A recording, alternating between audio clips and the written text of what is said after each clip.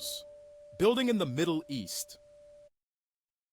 Well, hello, everyone, and welcome to another Golf Founders podcast. And, of course, joined here by my wonderful fellow Aussie, Sam, and the lovely Gemma, who's coming on as one of our esteemed guests on Golf Founders. How are you going, Gemma? I'm good, thank you. I hope everybody will be able to understand the Scottish accent. We won't need subtitles. Well, if they can get past the Australian accent, they should be okay with the Scottish accent. We'll see. Yours isn't. This is why we've strong. put subtitles up anyway, so they can read if they can't understand any of it. Yeah, that's it. Subtitles are a necessity for this one.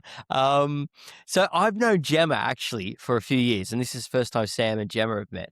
But Gemma, I can't remember how we first actually met. I've got a couple of ideas because you, of course, work with Adam, our mutual friend. And then, of course, there's the karting connection with your husband, Gavin, with the Fats and Furies, the karting group that I organised for quite a few years. So do you remember which of those threads, or is it something completely separate where we first met? No, it would have been definitely the karting thread. I think I had worked with Adam previously, and then I came along to one of the karting events, bumped into Adam, and I think you were also at that event. So it was definitely through the Fats and Furious group. The Fats and Furious, like that. That's where all great connections happen, I think. And actually, one of our previous guests, Dustin, of course, we met through the Fats and Furious, and you mentioned there, I think, about coming on some point. So everything goes through karting in Dubai, it seems. Yeah, I need to join the club. A good network. Only if you're good enough, though. Only if you're professional enough. Yeah, no absolutely. idea. Damie's my go-to guy when it comes to cars. I'm not an auto guy, but maybe that might change if I get in one of those little carts and join you on the weekend. Well, brilliant, mate. And you know, Gemma, of course, we're going to go through, you know, your background and everything. And you are, in the last couple of years, a golf founder as well, which is exciting. So I know Sam and I are both looking forward to digging into, you know, your experiences, both in pre-UAE, UAE, and now as a fellow company founder here in the region. So, Sam, I'll let you kick it off with the first question going into Gemma there. Nice to meet you, Gemma. Thank you. We always start by getting a little bit more of an understanding of your origin story, maybe before you arrived to Dubai, and we can continue on like how you ended up in Dubai as well. But maybe like not going back too far, but somewhere in relation from your career path, which is related to your current company, 10X. Where did it start, and what really got you into our sector? And maybe even something that what sort of grabbed you to want to stay in the sector as well?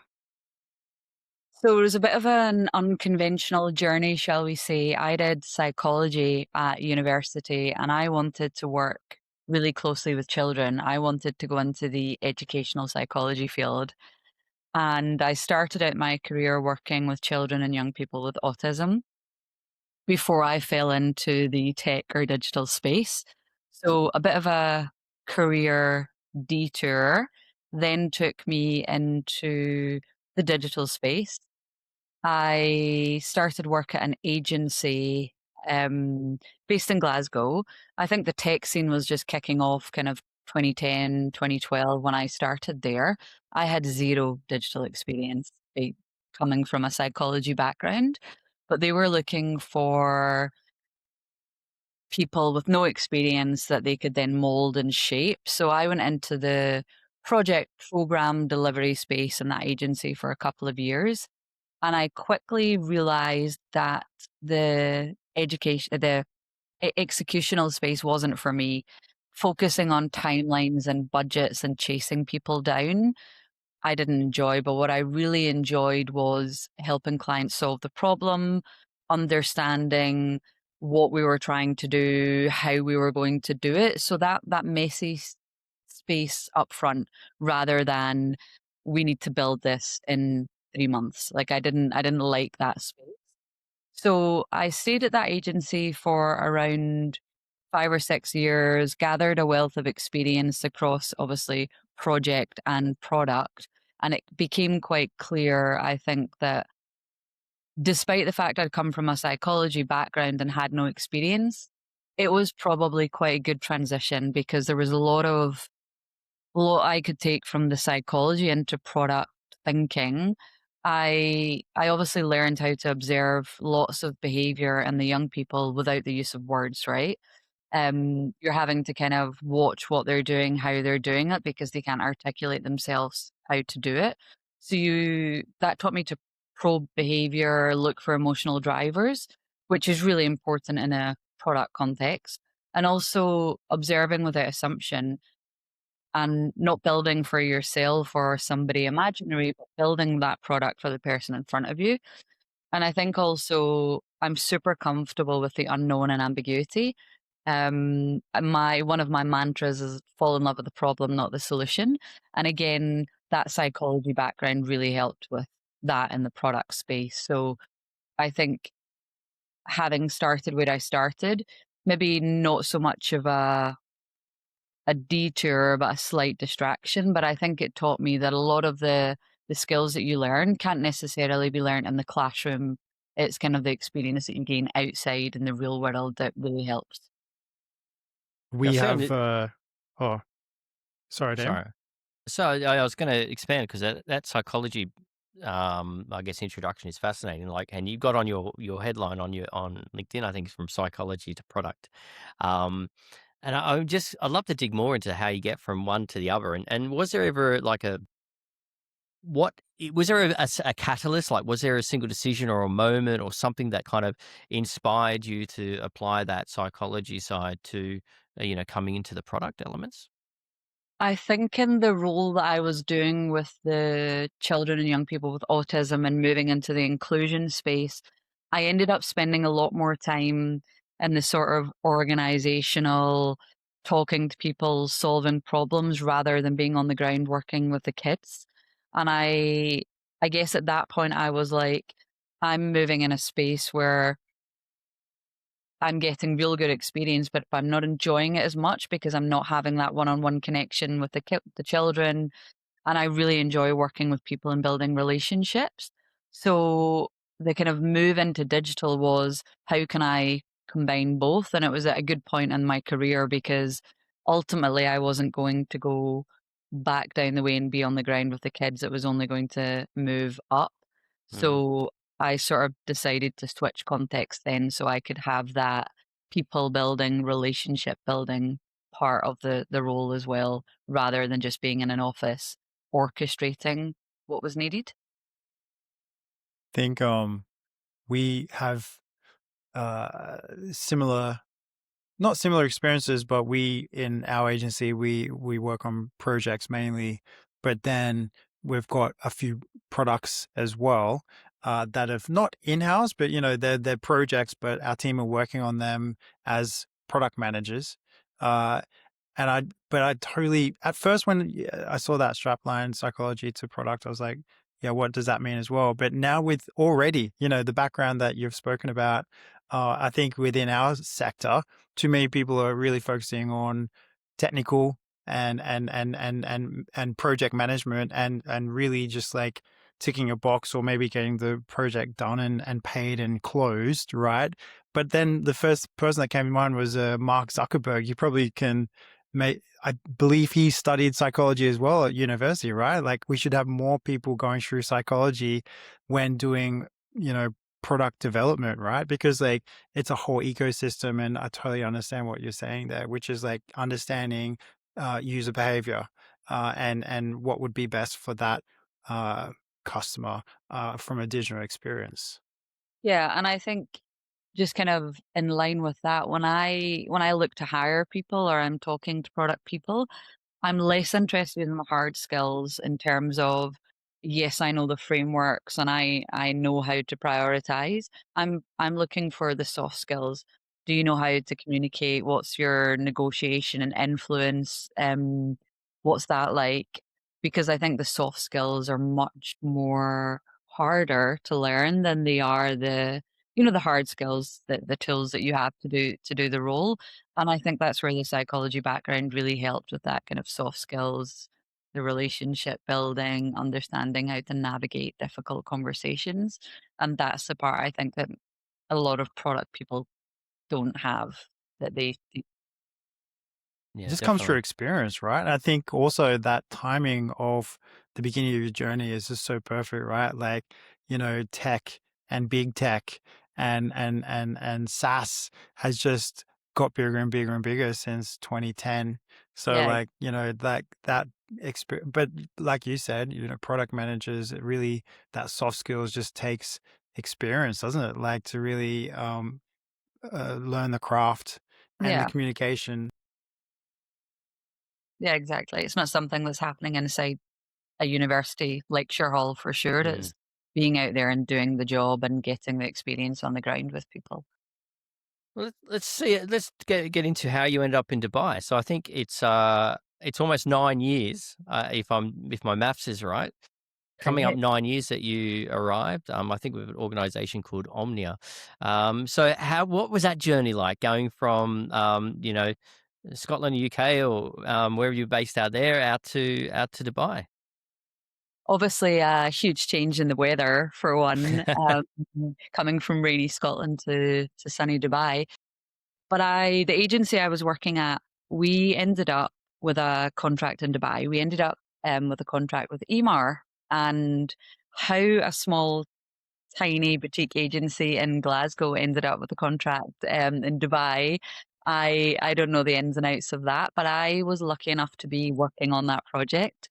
And that meant a couple of trips back and forth to Dubai where we were facilitating some workshops with the EMAR team. And I'd never been to Dubai before, it had my radar.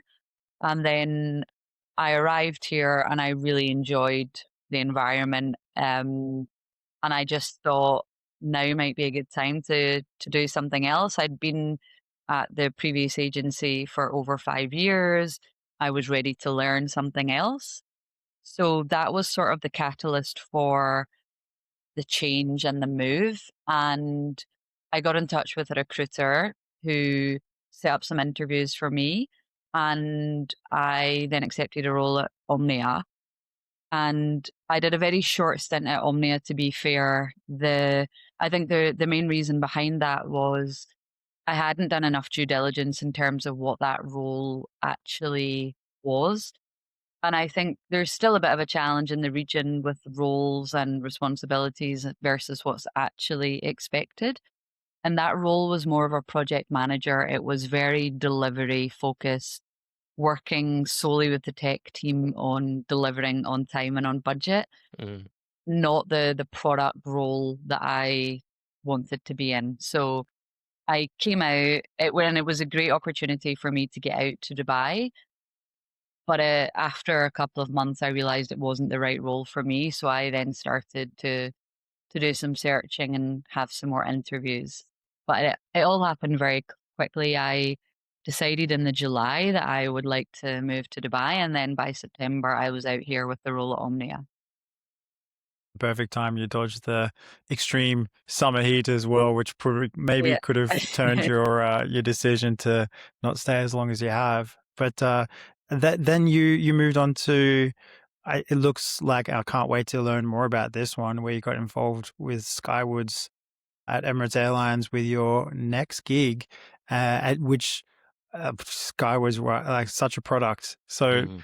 tell us more. We can't wait to hear about this, because it's not easy to work with Emirates, is it? Because they're such a big organization and so many levels of approvals, and no, to win such a contract is not easy. But tell us more. I mean, I'd love to learn more, maybe like what you did with Skywards, because you're working on a product there. Like maybe, I'm sure we've used it. We'd Yeah. love to learn more. Sure. So I joined Tiger Spike, and at the time, Tiger Spike had a long-term contract with Emirates. So they worked on a model where the Tiger Spike team were embedded within Emirates, and that meant that we were technically Emirates staff, but hired by Tiger Spike. So we were embedded there day to day in HQ, down at the airport.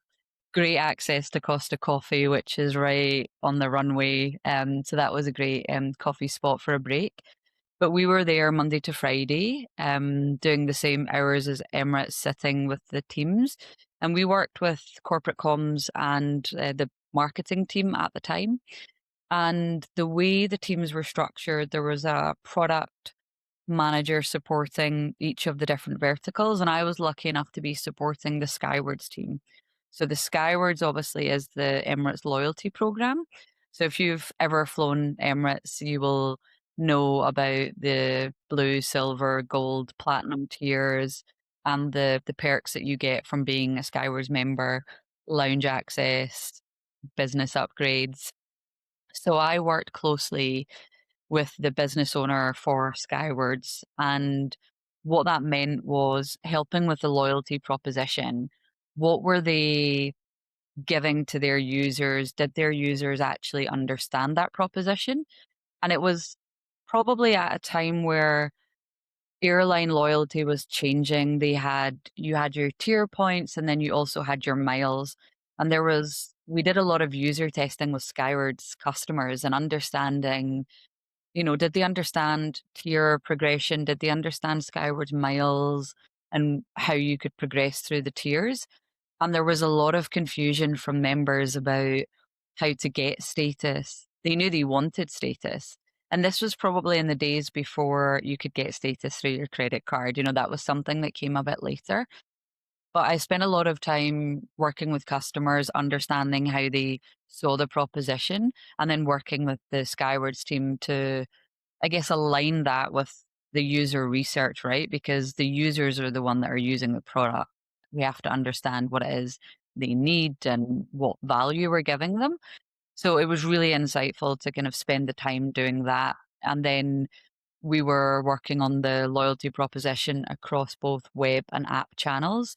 And I'm sure that you have used the Emirates Skywards app. So we were part of designing that and what that positioning looked like within the app. I obviously, from a product perspective, and actually my co-founder Rob, that's where we met at Tiger Spike. He was responsible for the design piece, and I think what's quite interesting is that app hasn't changed much from 2018 until Wow. today. So I think that says quite a lot about the design and the proposition and how it's landed. Obviously, it's still super successful, and they've continued to grow their member base. And I think what was really interesting as part of that role was because we were embedded, we were there for the day-to-day decisions. We got to see internal politics and, just understanding that dynamic, which I think an external consultant doesn't always get to see. They turn up for meetings, they get the client at their best. We were hearing frustrations firsthand. We were seeing what the challenges were, which enabled us to support in a much better capacity because we're offering realistic solutions at the time. So it was definitely an exciting opportunity. I was very new in the region. Emirates is such a big name and such a great product to work on. So it was a fantastic 2 years being able to be part of that and just seeing how the work that we were doing was actually receiving or giving value on the ground to the customers. And it sounds like it was more than just working on the tech. You guys were doing a lot of the consultancy, market research as well, or what other aspects from the product side were you supporting with you personally, or the Skywards Tiger Spike team other than the tech? So there was a lot of, I guess, organizational digital transformation support from the Tiger Spike team as a whole. Obviously internally they didn't have product managers at the time. They didn't have the in-house designers at the time. So we were supporting them from that digital transformation perspective. What do you need to kind of get to the next level? They obviously had the product, the proposition that speaks for itself, but to take that online, supporting them from the booking conversion, because we had different teams supporting all different parts of the journey. So the booking conversion piece, the loyalty aspect, which I was looking after, and then your sort of customer experience, customer support. So we had various Tiger Spike team members and at different levels supporting from that kind of change management perspective right through to the kind of product and design. And then we worked hand in hand with their in-house technical team. They have their own in-house tech. So anything that we did from a design perspective, we obviously would work closely with them to make sure the integration went as expected and the design could be implemented.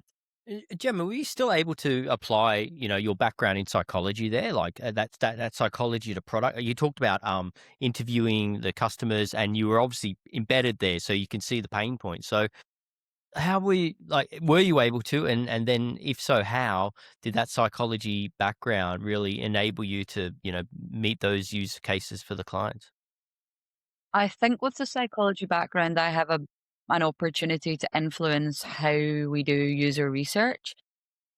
From what I saw in the early days, where we would kind of showcase the app and ask people what they liked, but people will tell you what you want to hear, right? And I'll talk a little bit about that later in the book that's one of my favorite product books. But I think that with product, you learn to observe behavior, you're watching for emotional drivers and signals. So being part of the interviews, I was able to kind of much more focus on that part. And then when we were having debriefs, I was able to kind of share what I had witnessed, which sort of contradicted what people were saying. So it was adding another lens to that, and then helping them, I guess, just evolve how they do user research, because it is not enough for a user to tell you they like something, because that is not often the case. People will lie to your face and tell you what you want to hear, and that's not giving us any real insights, right? So I think from a product perspective and a user research perspective, that was important. And then I think with the psychology, I think understanding dynamics and relationships, being embedded, I was able to build trust with my stakeholders much easier than you would if you were going in on a weekly basis as an external consultant.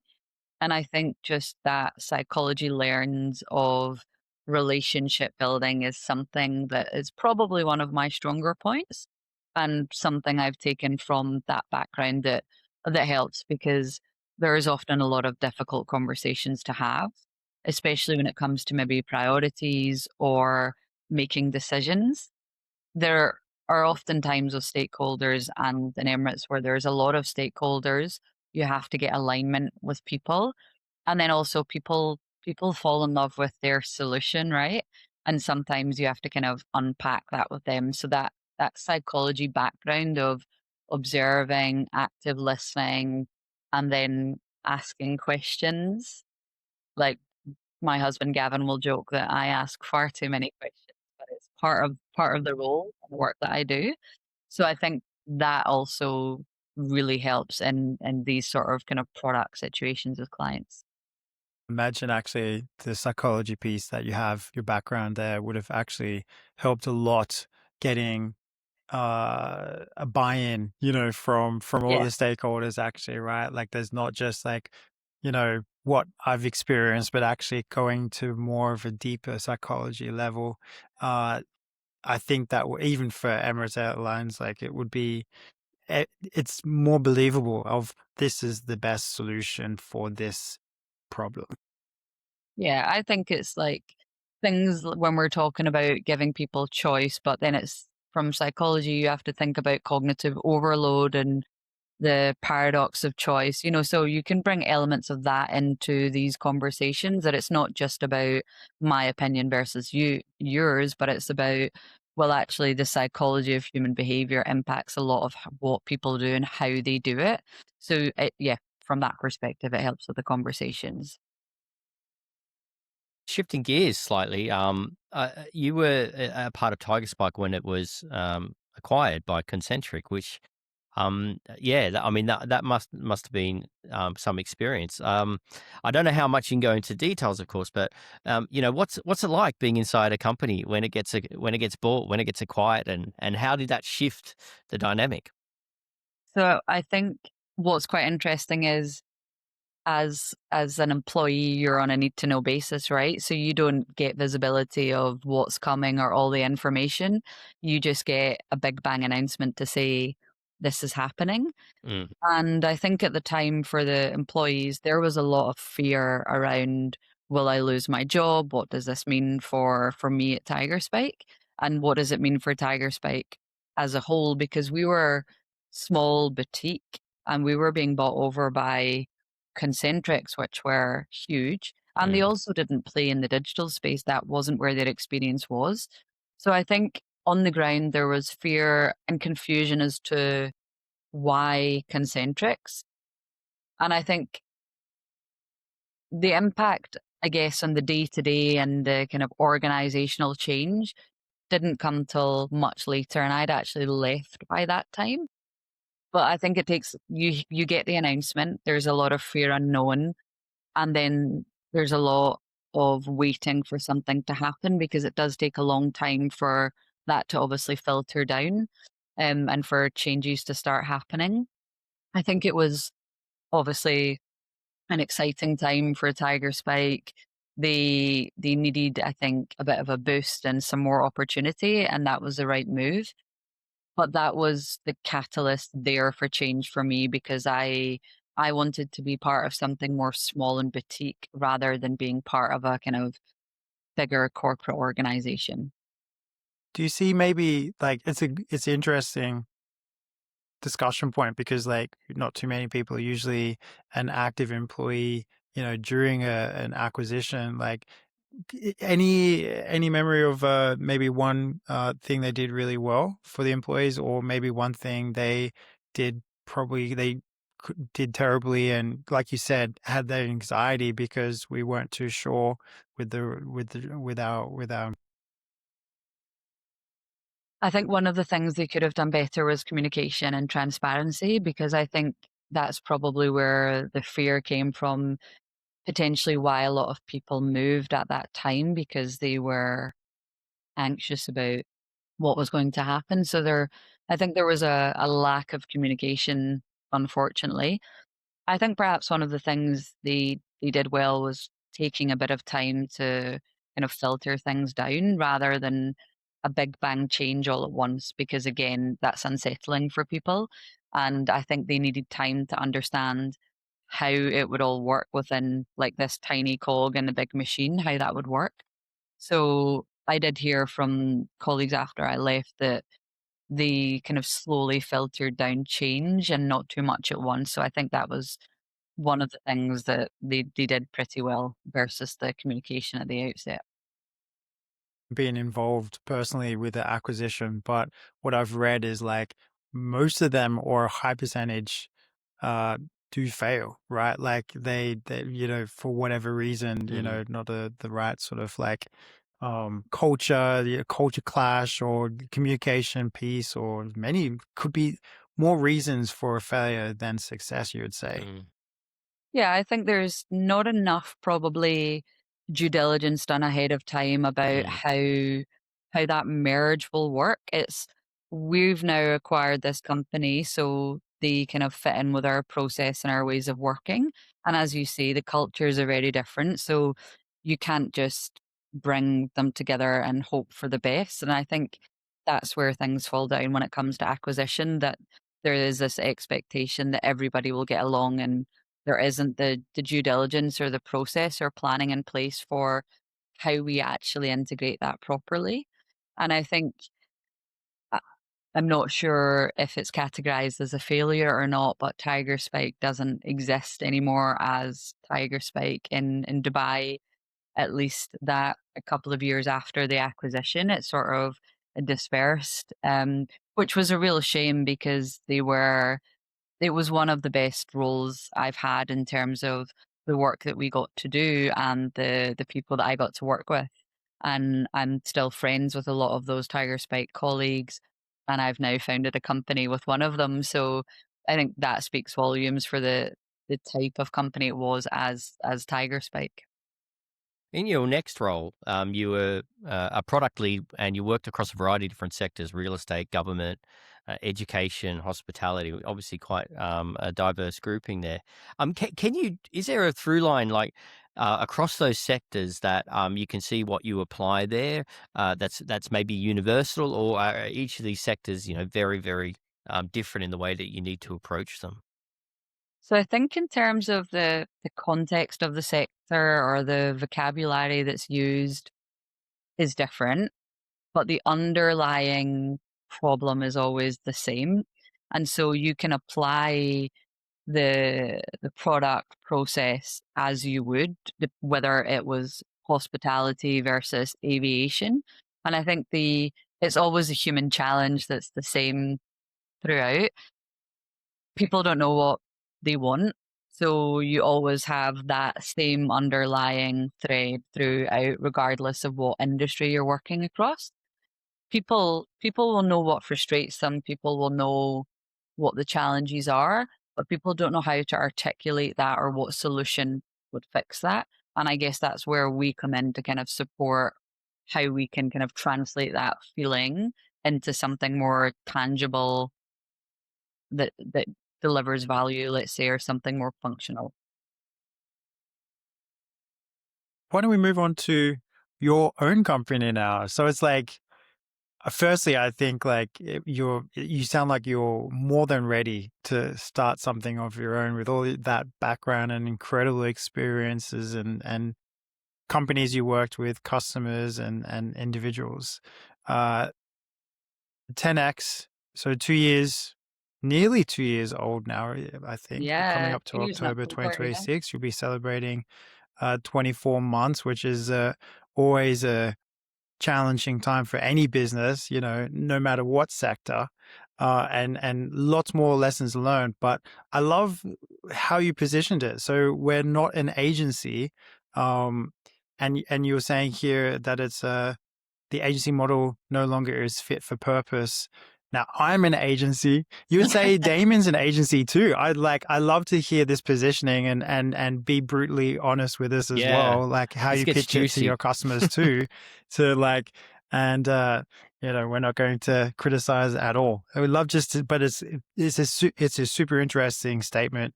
And yeah, would love to hear how the reaction that they get as well when you say that.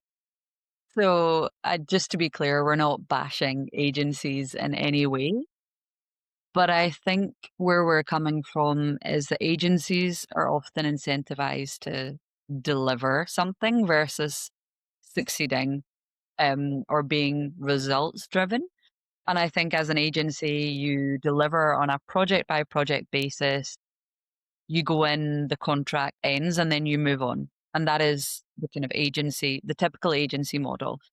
And I think where 10x are playing and where we think is where where companies should be playing is moving more into that partner model where agencies will deliver you a discovery deck, a beautiful deck, and companies will have spent their budget on that gorgeous deck, but don't have a solution to then actually answer that problem, right?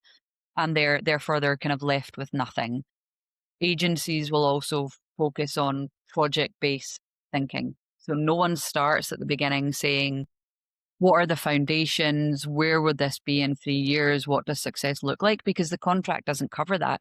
Agencies are in there to deliver on something that a contract says. So they're not thinking about the future of the product and the results and what the outcomes should be. And then I also think with agencies, they tend to hire more generalists. And like coming from that background myself, I was a generalist. I was asked to switch context every other week to support on different clients. And where I think that falls down is you cannot have a level of product expertise and depth after 2 weeks of working with a client. That takes a lot longer than like an 8-week engagement. You're in there and then you're out before you actually really understand the product and what's going on and how best to support. And where I think 10x are different is we want to be in the room with you. We want to partner with you because it's not based on a deliverable, but our reputation is tied to to the results and the outcomes. So we want to be there with you for the long term. We want to make sure that you get the right outcomes rather than just a deliverable of something. We're not handing off, so the context isn't getting lost. Now, I think we're not there forever, for sure, but we're there to partner with you to also help build the capability of your team so that when we do build that product with you, the internal teams then understand that product, the why. They've also been in the journey, and they then have the capability to kind of continue enhancing and exploring that versus an agency handing off to say, project done, delivered, we've met the scope of work. And I think also our model is more on value rather than scope, deliverables, and time. We advocate for a retainer-based model with our clients, and we do as much as we can within that time frame to kind of get you to where you need to be. And then similar to the Emirates model, we work like an internal team. We want to be embedded with you. We want to be in your office. We're watching what's going on. And then I think also one of our kind of other ways of working for this partner model is we bring in the right expertise. We're deliberately small as 10x. We're not trying to have an agency of 100, 200 people just for capacity purposes. We bring in specialists that are right for your project. So what skill set does that product work need or that partnership need? So rather than having a generalist, we're putting people in there with the right skill set. So that is where I think agency and partner is different, and that's what we're trying to be more partner. And I don't think that agencies have good intentions for sure, but that will only get you so far. I think the delivery focus model is where things fall down and get broken. Damien, I have one follow-up question there, unless just in case you're about to jump on to the next topic. But like that agency pain point that you're expressing that the customers have, I do see that in the UAE. Have you seen that same pain point outside of UAE region as well, or do you see that more of a UAE sort of company sort of pain point that you believe that they're looking for, the partner over agency? So I think it's definitely global. There has been a lot of movement away from agencies to maybe more in-house because those pain points are everywhere. So people are, how do they solve for those pain points? Some of that move is kind of in-house, and we saw a lot of that in Saudi Arabia when kind of changing from the agency model. So I don't think it's specific to this region. I think it's happening all over. I think perhaps some areas are maybe more mature in that space than others. And it's definitely a mindset shift, right? It's not something that happens overnight. It can be a challenge to kind of educate people on that way. And also, not every client wants to work like that. And that's okay. That's completely fine. I think when clients see it in a pitch and they love it, but when the reality is that they also have to show up in a different way for us. They have to be available. They have to give us access. So it's not just a typical turn up once a week to a status meeting. There's a lot more involvement, and that won't work for every client, and that's okay. But I think the clients that do want that partner models see a lot more value. And I give you an example. We worked with a B2B startup here in the food industry space, and they initially wanted an 8-week engagement with us that was project basis.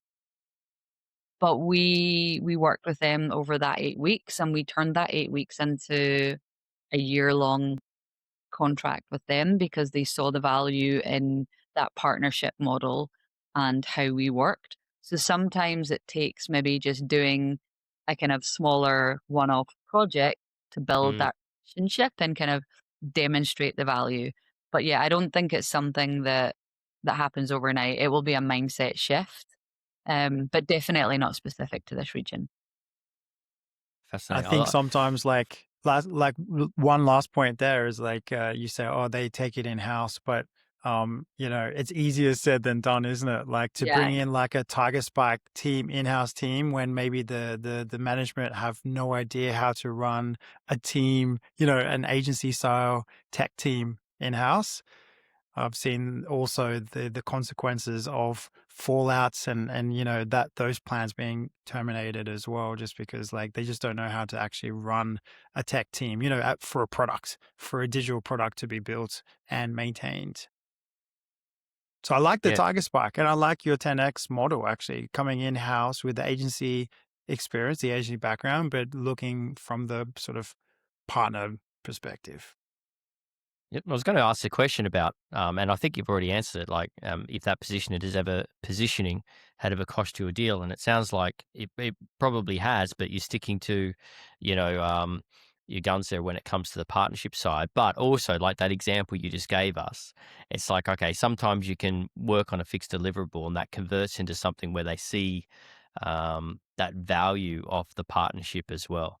I guess there must be sometimes a temptation to go, okay, well, if we knock this out in a month, then it's this amount in the bank account.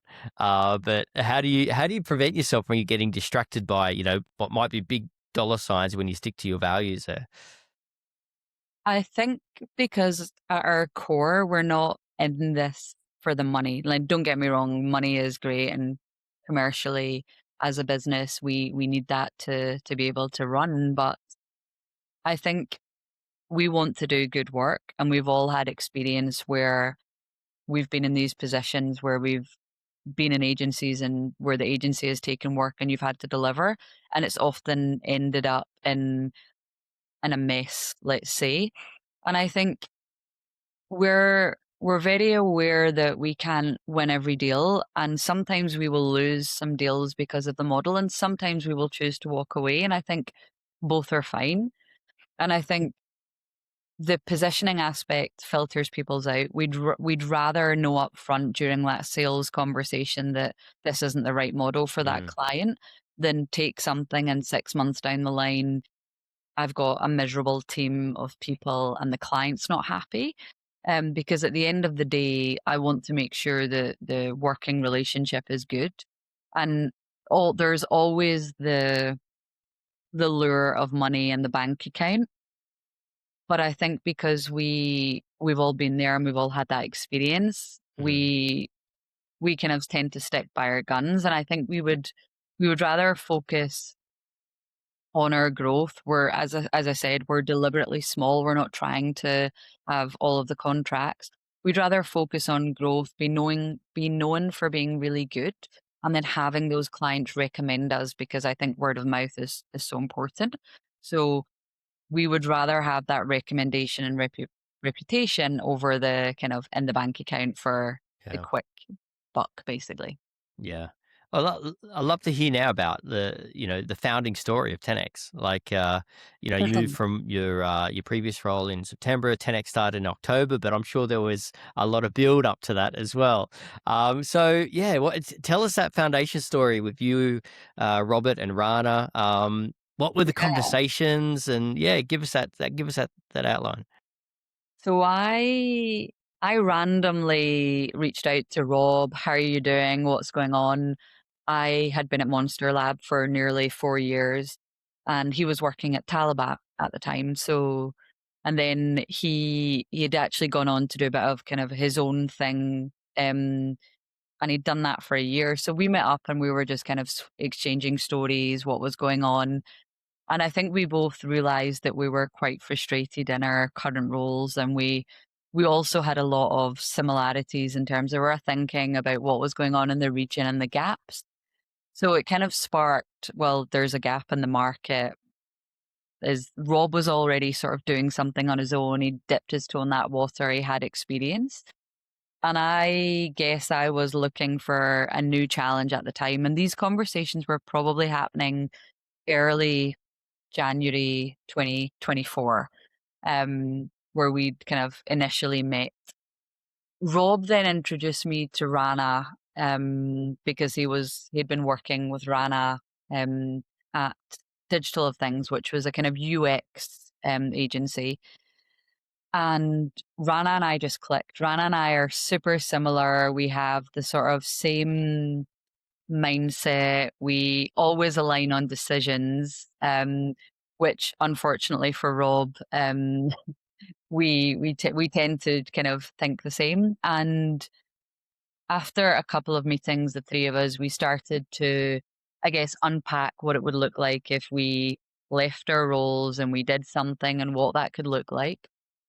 And we spent many an afternoon or an evening in Splendor Fields and JLT over coffee, having these conversations.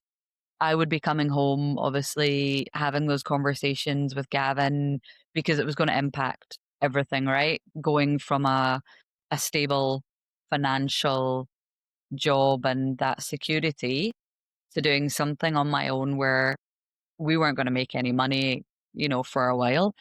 So there was kind of lots of kind of back and forth, lots of questioning my decision.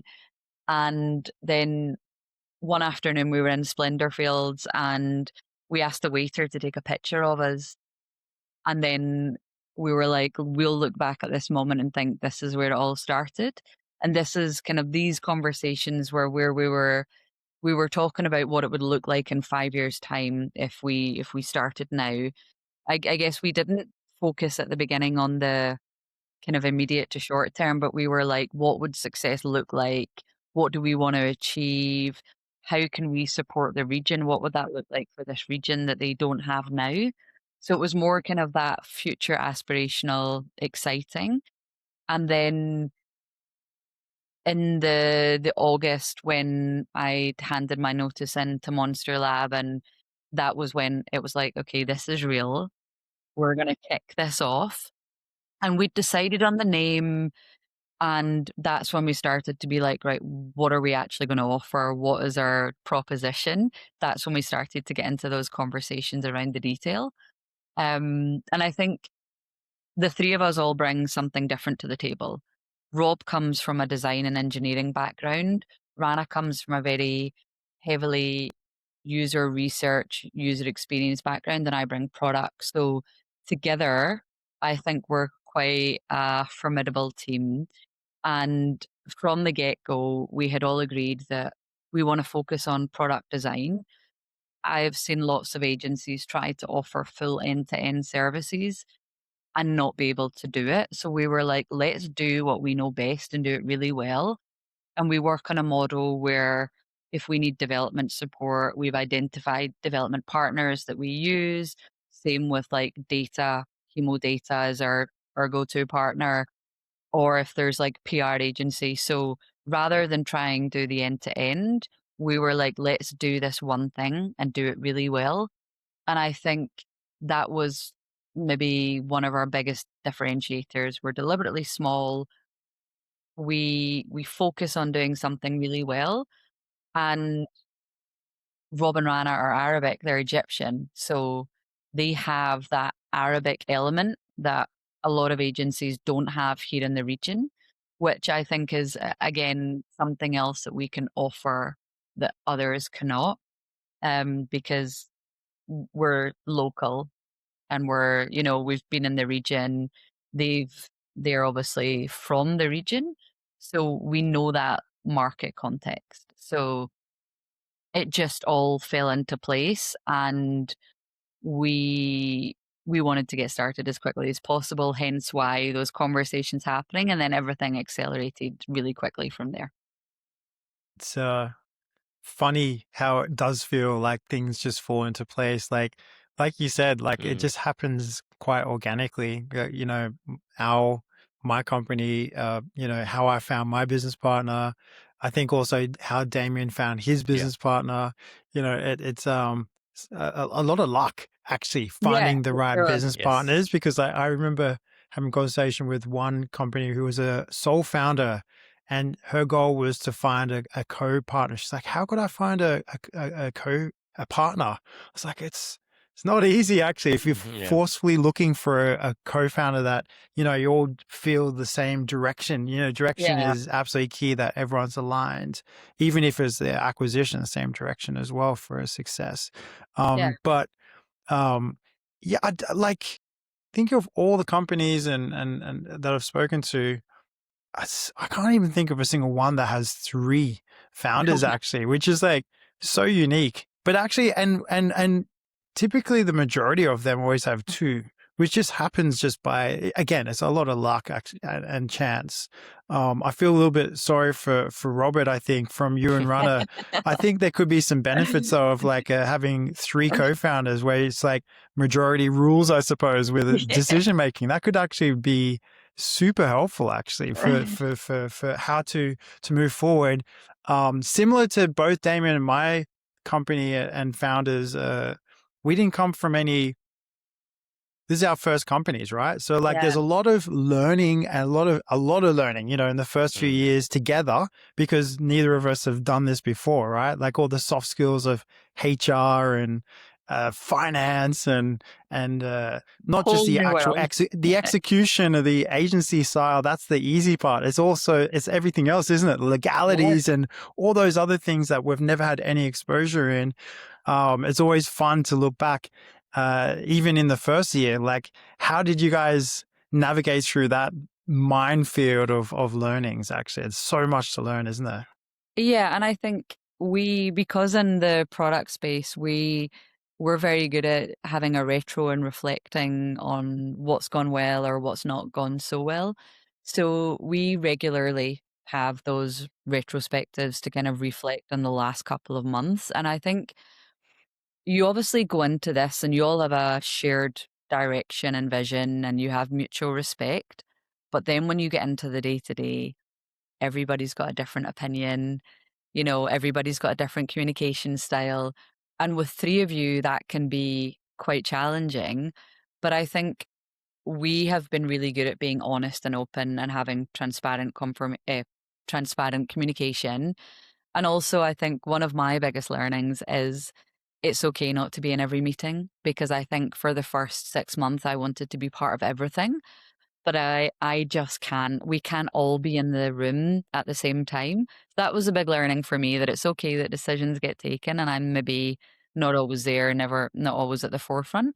And I think you have to trust your co-founders, right? That they are going to take the right decision. It's not about who is right, but it's about what's right for the business. And that is a big learning curve as well. And I think that whole process of setting up the business here and what kind of license you need, and like we used Creative Zone as a third party to support us in setting up the business, because there were so many aspects that we didn't know, and you know how many visas you get attached. Like there's so much detail just in that particular part of setting it up, never mind what comes after with your finance and your, you know, that whole accounting piece, and then hiring and contracts and having everything in place. I think you massively underestimate the level of work. And then when you have client work on top of actually trying to do everything. And I think one of the things that we, obviously being in the product and design space, the website is the front door and it should be a good opportunity for us to really show off what we can do. But that always falls to the wayside, right? Because client work comes in, you focus on that. You've got to get contracts in place for hiring people. And I think that's, there's certain things that just you can't stay on top of all of the time. And I think that's been a huge learning curve, that you might think you have the time, but it just, it becomes quite challenging. Let's dig into 10x more about, what you guys are doing. So if I was someone, no product background, how would you describe what you do in a sentence or a couple of sentences? And can you describe, what does a typical engagement with 10x look like, from, client coming in the door, contract sign, to when, you're in retainer or you're finishing that? Okay, so in terms of explaining what 10x do, I think I would say that we probably close the gap between what businesses think they want to build and what their users actually want.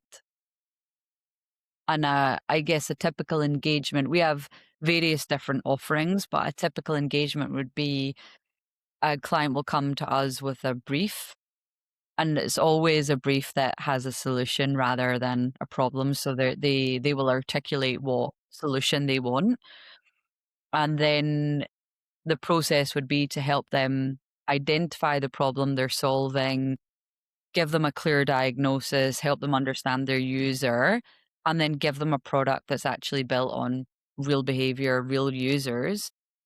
And then also to add to that, we then give them the capability for their internal teams to keep evolving that.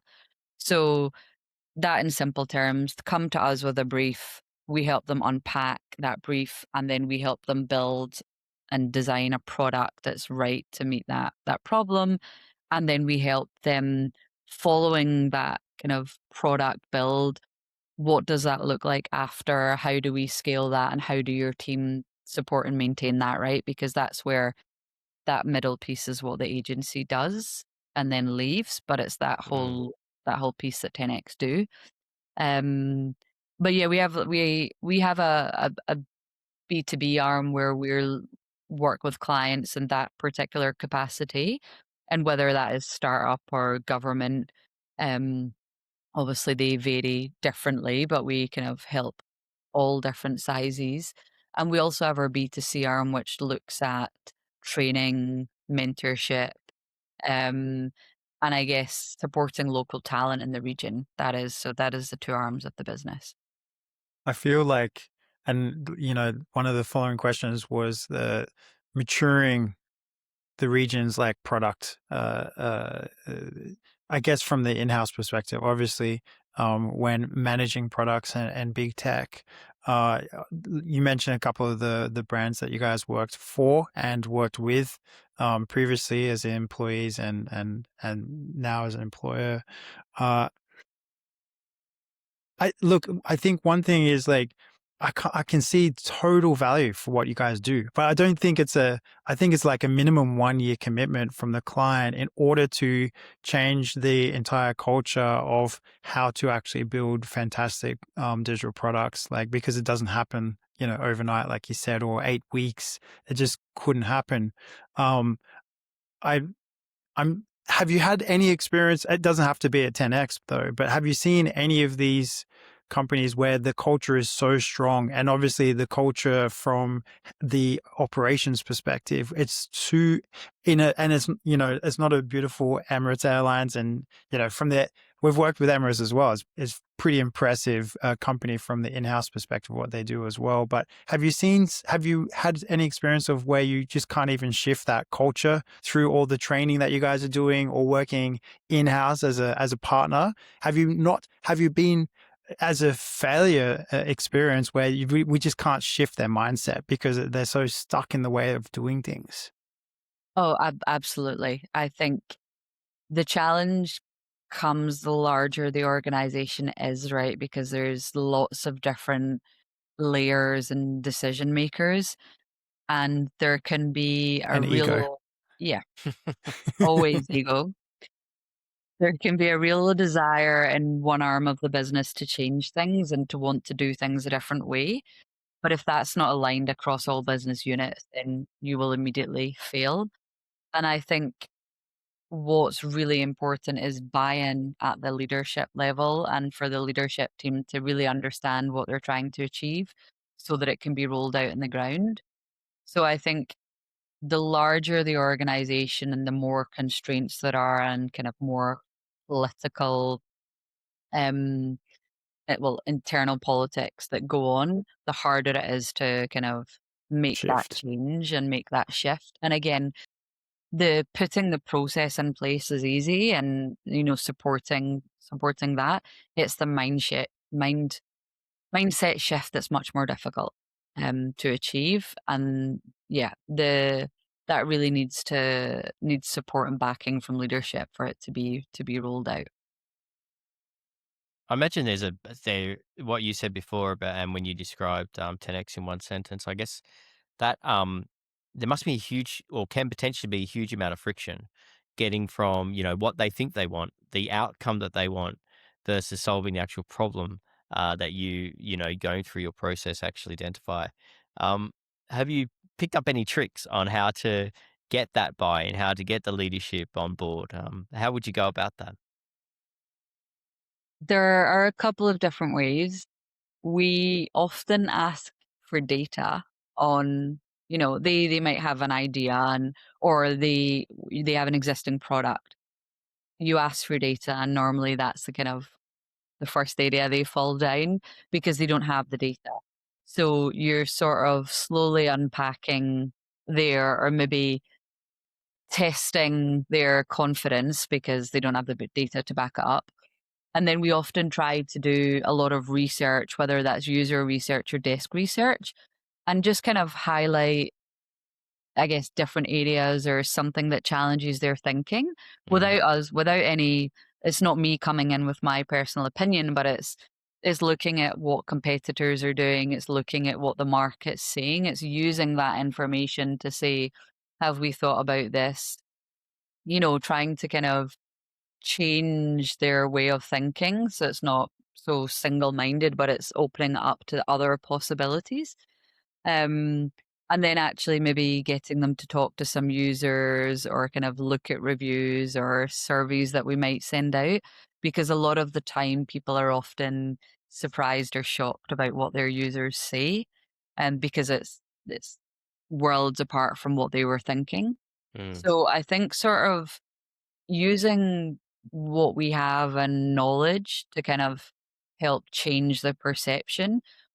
And it's about having the honest conversation rather than tricks, I guess. It's about just making sure you're presenting everything and then helping them with the decision. And at the end of the day, sometimes those decisions will not be, I guess, what we think is maybe best or right. Mhm. But as long as we've laid out all the facts on the table, that's, the best we can do in that situation.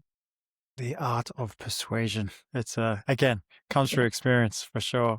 So and then your other arm is like maybe growing local talent or through the training that you're doing, which is as a result growing that local talent. Since you've been here, like what's the curve been looking like? Is the talent within the region, not even within the region, but within the country, from big tech and products? Do you see it improving? Do you see the experience and the talent increasing, or do you see it decreasing? Right, because like you know, salaries are not going through the roof as they used to.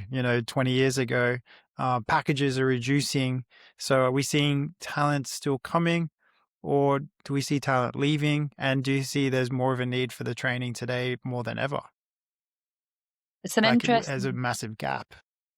It's an interesting question. I think when I started in Dubai in 2017, there was a huge focus on importing talent to the region, and it was very transitional. People didn't stay for a long time, regardless of maybe salary or package. I think people came for a couple of years of experience, got the title, and left. Whereas now I think there's more of a focus on homegrown local talent here in the region. People are here for a longer term, and I think there's a lot more opportunity now.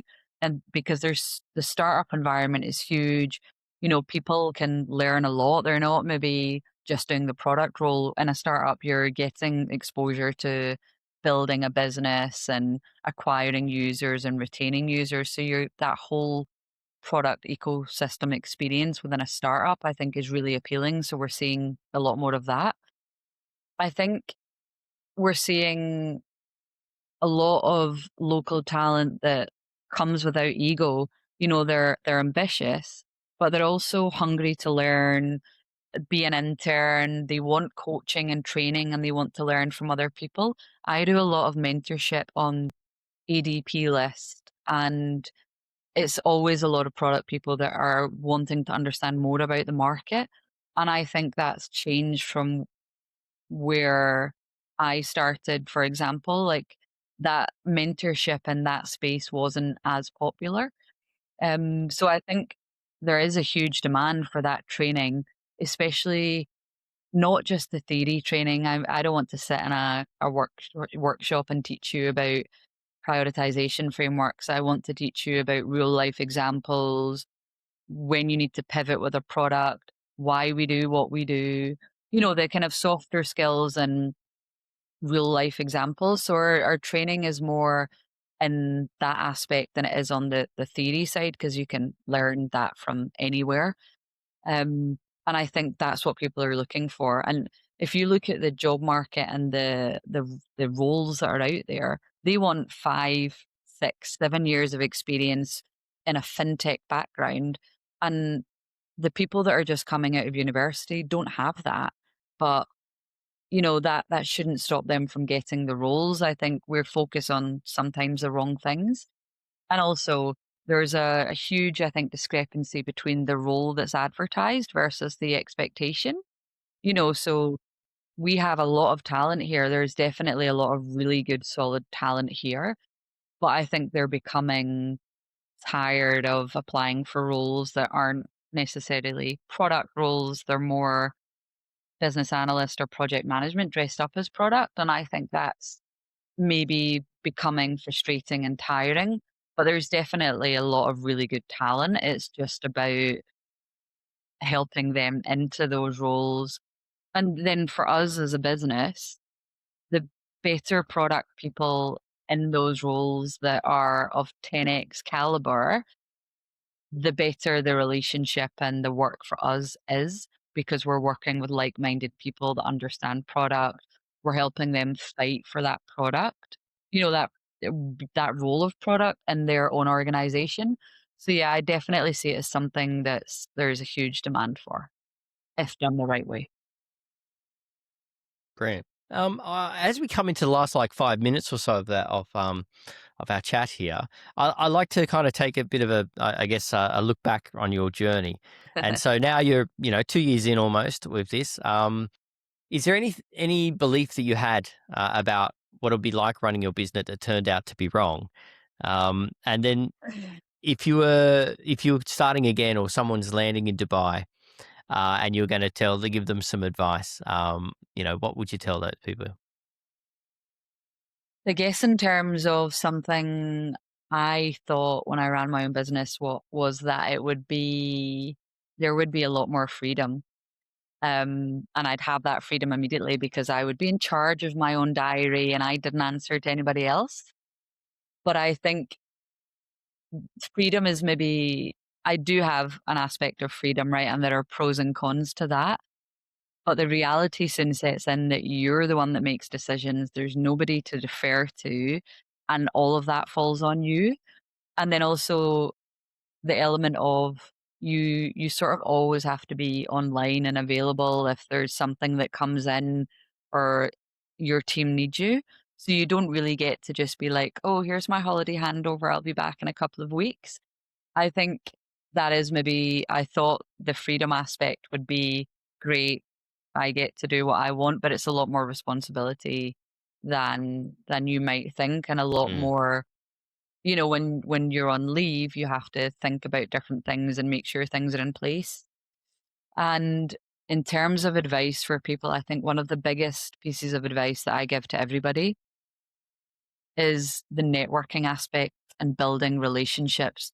Relationships in this region are so important. And in the UK, because that's where my experience is, it's very transactional.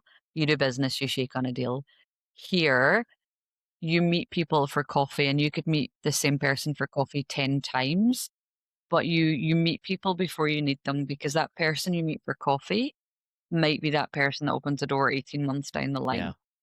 And I think I cannot hammer home enough the importance of doing the networking and meeting people. And, like the ADP mentorship list where, okay, I'm there as a mentor, but I'm learning a lot from other people. And I'm also meeting other people and potential 10Xers that will join the team. So I think that aspect's really important. And then I think the other big piece of advice would be understanding the market before you try to sell. Talk to users first on the ground and then start building. This region is very different, cultural nuances, backgrounds, ways of working. And I think understanding the market before you try and sell something here is really important, because what works in the West might not necessarily work here. So they would be my two big pieces of advice. Last question from my side, and actually coming from what you just said there, knowing the market actually. So leading from that previous one, 2017 you got here, 2024 you started. From all the startups and companies that I come across, actually that time frame is typically around 5 years, is a very constant time frame that I see that people have lived in the country region before starting their own brands. Because of this reason, right? Like not knowing you understand the market and your niche that you could probably fit in and possibly build a business around as well. So that you personally fit right into that slot.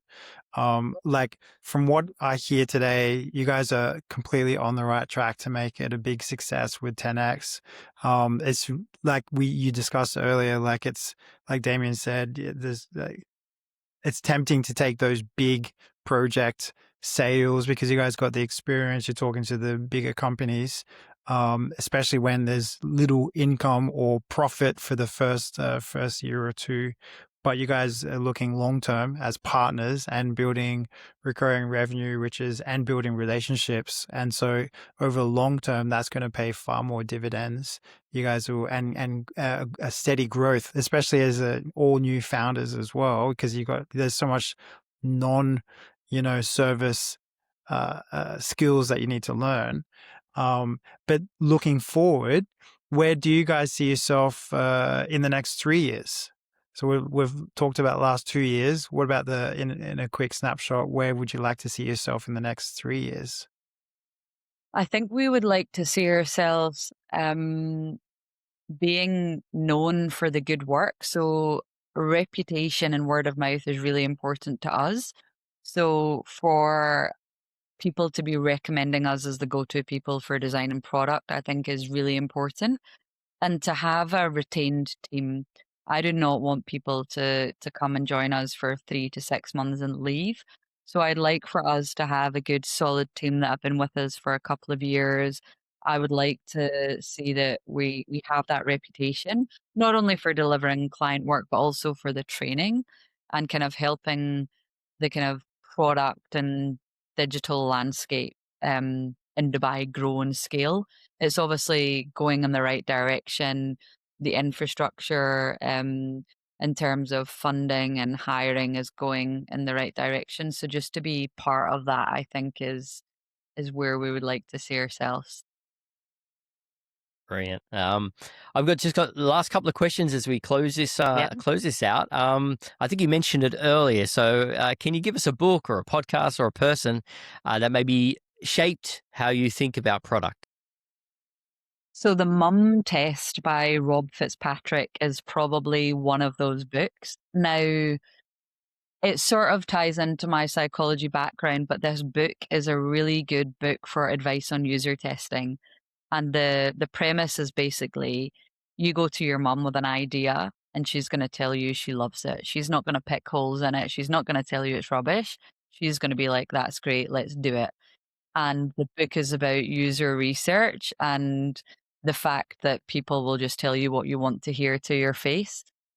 And I think it's psychology in the product form, basically. It is a book that just kind of really helps you understand the best way to do user research. And that's often a part that's overlooked in the whole product process. So something that I think shapes my thinking or any book that I recommend to everybody is The Mum Test, because when you think about it, it's so true. Has your mum ever told you something didn't look good or wasn't good? She's always going to tell you what you want to hear. Brilliant. I haven't heard of that one. And last question, and a fun one, and I think I know the answer. Coffee crack or something stronger? Coffee in the morning for sure, Yeah. and then definitely something stronger in the evening. I am partial to a good white wine or Gin, I have a very varied gin collection here in Dubai that I'm quite proud of. Are you not? Is my memory serving me right? You're a sommelier as well. I've done my level 2 WSET qualification, yes, so I could train in that area. And that's maybe the plan for when I retire in Italy. That's what I would like to do. Oh, fantastic. Well, brilliant. Thank you so much today, Gemma. That was Yeah. just brilliant. Great insights into product agencies versus partners. The challenges and opportunities here in the region for working in this kind of digital space. And of course, wishing 10x. Every single success for the next 3 years and 10 years, and until you're on that beach in Italy with the white wine. Exactly. Thank you very much. It was great to talk to both of you, and looking forward to kind of seeing who else comes on the podcast and learning a bit more from them. Thank you Great. so much, Emma. Thanks for being so open and honest with Yeah. your journey so far. We can't wait to see what happens next as well. Thank you very much. Great. Thanks so much, Yeah. everyone, and thanks for attending. Take care. Bye.